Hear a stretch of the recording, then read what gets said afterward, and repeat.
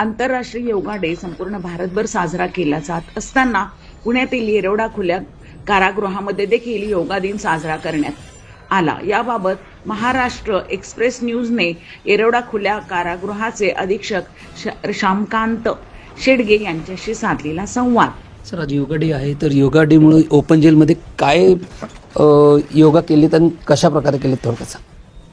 21 जून हा जागतिक योग दिन म्हणून सर्व जगामध्ये सेलिब्रेट केला जातो।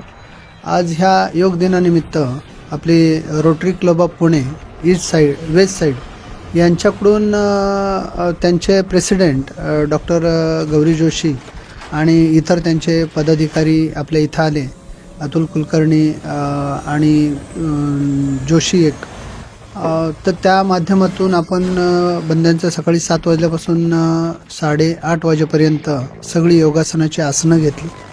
मॅडमनी प्रत्येक योग आसन घेताना त्याच्यापासून होणारे फायदे देखील, जॉईंट पेनचे फायदे असतील, बॉडीचे फायदे असतील, आपल्या मणक्यांमध्ये येणारी गॅप त्याचे फायदे असतील, आपल्या दृष्टीसाठी येणारे फायदे असतील, ब्रिदिंग श्वसनाचे जे काय फायदे असतील, ह्या सगळ्या गोष्टी त्यांनी त्यामध्ये योगासने करून त्याचं प्रात्यक्षिक करून दाखवले आणि त्याची माहिती दिली।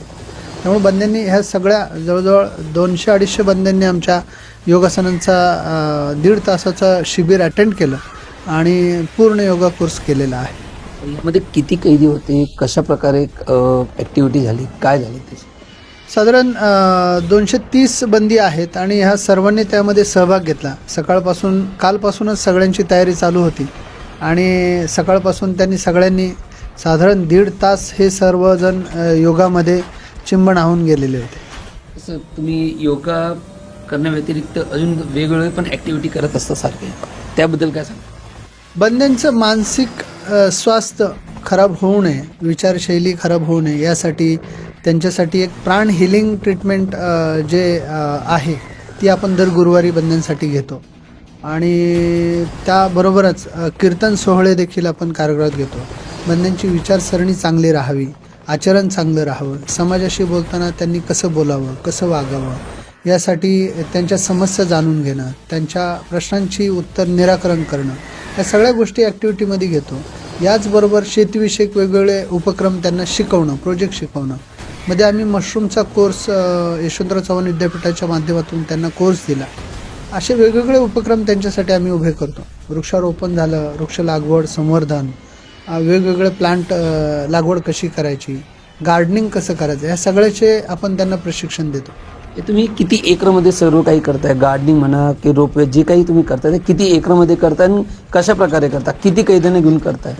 कारागृहाचं क्षेत्र जवळपास 265 एकर आहे आणि ह्या सर्व क्षेत्रामध्ये जेवढा पार्ट आपल्याला युटिलाइज करता येतो, काही भागामध्ये खडक आहे, त्यामुळं जिथं जिथं शेतीयोग्य जमीन आहे तिला सुपीकतेमध्ये आणून, आपल्याकडे तलाव आहे त्या तलावाची माती काढून आपण त्या शेतीमध्ये टाकून तिला अजून सुपीक बनवतो। वेगवेगळ्या प्रकारची उत्पन्न घेऊन पालेभाज्या, फळभाज्या ह्या नेहमीच आमच्या सतत चालू असतात। बहुतांश जी पालेभाजी फळभाजी आहे आपण येरवडा सेंट्रल जेलला देतो। साधारण 600 ते 1000 किलोपर्यंत फळभाजी पालेभाजी आपण येरवडा सेंट्रल जेलला देतो आणि ह्या सगळ्या उपक्रमामध्ये बंद्यांना प्रशिक्षित करूनच आपण त्यांना स्वतःच्या पायावर ते भविष्यात कसे उभे राहतील या दृष्टीने त्यांना मार्गदर्शन करतो। सर, आजच्या तारखेत गुन्हेगारी विश्वामध्ये वाढ झालेली आहे, त्यामध्ये बघायला गेलं तर युवक पण मोठ्या प्रमाणात यामध्ये रुतला गेला, तर त्या बाबतीत काय सांगणार तुम्ही?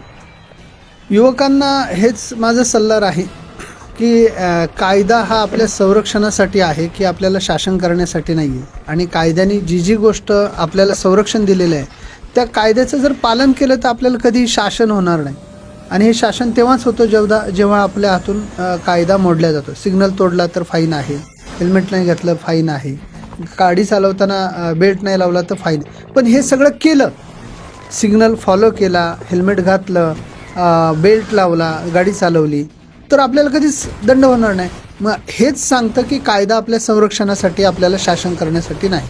युवकांना मी नेहमी हेच मार्गदर्शन करेल आणि सांगेल की कायद्याचं पालन करा, आपल्या कुटुंबाने दिलेल्या संस्कारात राहा, आपल्या जे शैक्षणिक जीवन आहे ते चांगल्या प्रकारे व्यतीत करा आणि समाजासाठी देशासाठी चांगलं कर्तृत्व गाजवून दाखवा. सर एक प्रश्न असा राहील, आजच्या तारखेत येरवडा जेल म्हणजे एक भीतीदायक वातावरण म्हटलं जातं की इकडं गेलो तर असं होईल तसं होईल, त्याबद्दल काय सांगतात?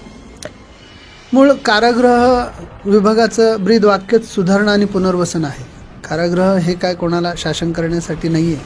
आपल्या हातून घडलेल्या घटना आणि गुन्हे याच्यापासून काही काळ आपण समाजापासून दूर राहतो आणि ह्या सगळ्या वृत्तींपासून आपण परावृत्त व्हावं यासाठी तो एक वेगळा ठरलेला काळ असतो.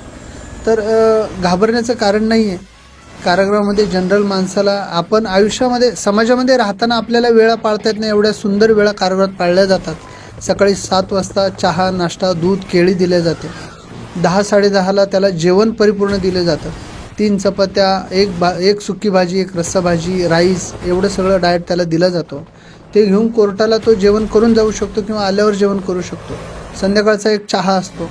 या पश्चात संध्याकाळचं जेवण देखील शिक्षाबंद्यांना, हार्डवर्क काम करणाऱ्या बंद्यांना 6 चपाती आणि सिंपल अंडर ट्रायल बंद्यांना 3 चपाती, एक सुकी भाजी, एक रस्सा भाजी, राईस असा परिपूर्ण आहार असतो. त्यामुळे कारागृहात जीवन असं काही वाईट नाही आहे. फक्त प्रत्येकाच्या विचारसरणी कशी आहे त्याच्यावर डिपेंड आहे. इथं आला तर शिकून गेला पाहिजे, शिकला पाहिजे.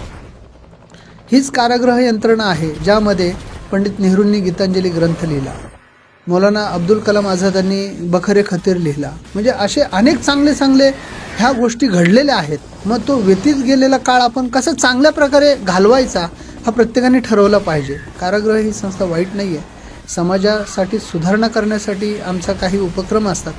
समाजामध्ये गुन्हेगारी वृत्ती बोकळू नये, बाळगू नये, वाढू नये यासाठी आम्ही त्यांच्यावर एक संस्कार घडवत असतो. सुधारणा आणि पुनर्वसनाच्या तत्वातूनच आम्ही त्यांच्यावर प्रक्रिया करत असतो की तो समाजात पुन्हा जाऊन एक चांगला नागरिक व्हावा. तुम्ही काय नवयुवकांना काय संदेश द्याल? श्यामकांत शेडगे ओपन जेलचे SP आहात, तुम्ही काय संदेश द्याल प्रत्येकाला? समाजाशी जोडून राहा, देशाचा विचार करा, समाजाचा विचार करा. गुन्हा करताना प्रथमतः कुटुंबाचा, आईवडिलांचा विचार करा. ज्या आईवडिलांनी आपल्याला जन्माला घातलेलं आहे त्यांची स्वप्न काय असतील याच्याकडे लक्ष द्या. आपल्या शिक्षणाकडे, एज्युकेशनकडे लक्ष द्या. वाह्यात कृती करणारे, गुन्हेगारी वृत्तीत असणाऱ्या लोकांशी मिळू नका. नको त्या रील्स आणि नको त्या ॲक्टिव्हिटी करून गुन्हे अंगावर ओढून घेणारे, अवैध कृत्यांमध्ये अडकलेल्या व्यक्तींशी, मित्रांशी आपला संबंध ठेवू नका.